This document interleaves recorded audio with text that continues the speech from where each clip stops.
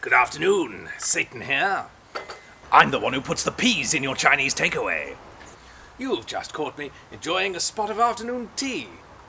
Perhaps some of you are surprised that the Dark Lord Satan should enjoy tea and scones, but I assure you there is no more devilish temptation than freshly baked scones slathered in clotted cream and homemade jam. It is the very essence of temptation. I assure you, if this were lunch with Jesus, you'd be having Crest sandwiches and PG tips.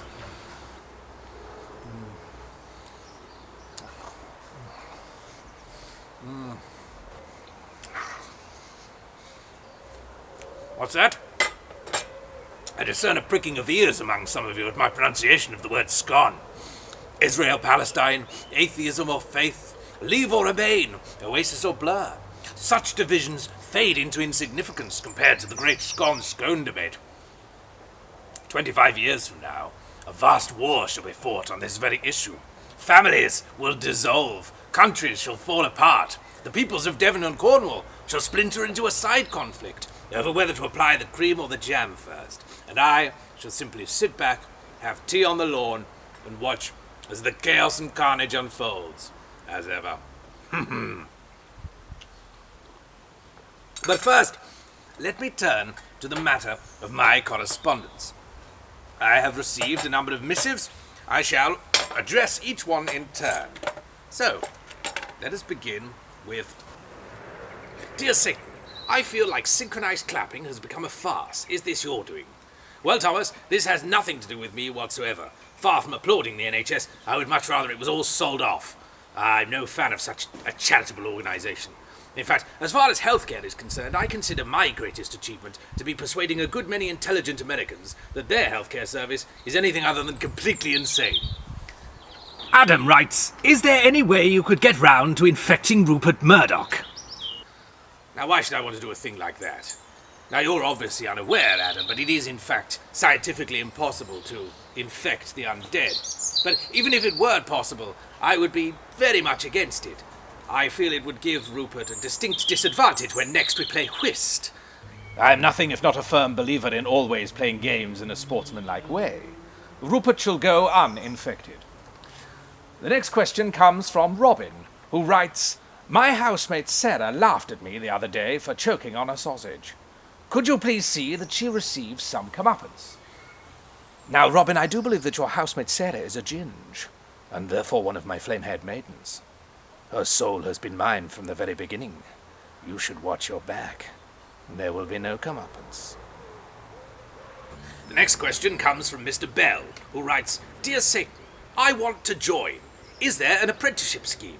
Well, Mr. Bell, yes there is, and all the information is available on CFAX page 666. And don't worry if you don't have CFAX, you can send off my fact sheet, which is available if you simply send a stamped addressed envelope to Satan, the 9 Circles of Hell, London W12 7RJ.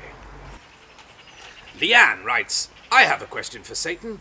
Wanna bang, it's been a while. Leanne, I've told you. Chalk a pentagram on the floor, recite the special incantation, slip into something comfortable and wait your turn. The next question comes from Mary, who writes, Dear Satan, is it too late in the year to plant carrots? And is it wise to put parsnip seeds in pots if you don't have space in your garden? Well, Mary, it's certainly not too late to plant carrots. The optimum time for planting carrots is between April till June. As for parsnips, I would recommend growing one of the shorter rooted varieties, although do bear in mind that parsnip roots can grow up to 30 centimetres in length, so a pot of about 2 to 3 feet is required. That said, it can take up to 34 weeks before parsnips are ready to be harvested, so really you've missed the ideal window of opportunity this year. Perhaps try March next year. The next question comes from Ben, who asks, Dear Satan, for Christmas can I please have a bike? Another one for you! You're bloody throwing things at me for I haven't going to get up for months! The next question comes from Elizabeth, who writes, Satan, you no longer come when summoned. Are you too busy now? Too important for us mere mortals? I have a flat full of your lesser demons that you have sent as replacements. The online portal to Hades for evoking of the evil one is constantly down. I would like a refund of my subscription to Hell on Earth Weekly, as my neighbour's playing of Ed Sheeran is more effective than any torture you have devised. Thank you, your once unfaithful servant, Liz. Oh, Liz, don't turn your back on me. Remember when you sacrificed that goat for me? We danced in the moonlight as we licked the blood off each other's fingers, and I swore to you then that you would always receive your subscription to Hell on Earth Weekly a day before all the other subscribers, and I have kept to my word. And Liz, don't you realize, Ed Sheeran is also one of my flame-haired maidens. So don't turn your back on me, Liz. As for your complaint about the online portal to Hades, I've logged it with the IT department, and it should be sorted out soon. And the next question comes from Theo, who writes, if and when I turn up in hell, how can I avoid the whole eternity burning part and become one of your loyal servants? I'd like the opportunity to spread the word of the Dark Lord. Well, Theo, the good news is that according to my contacts on Earth, you are doing a splendid job of being a completely contemptible human being. So well done you. As for spreading word of the Dark Lord, simply like and share this post.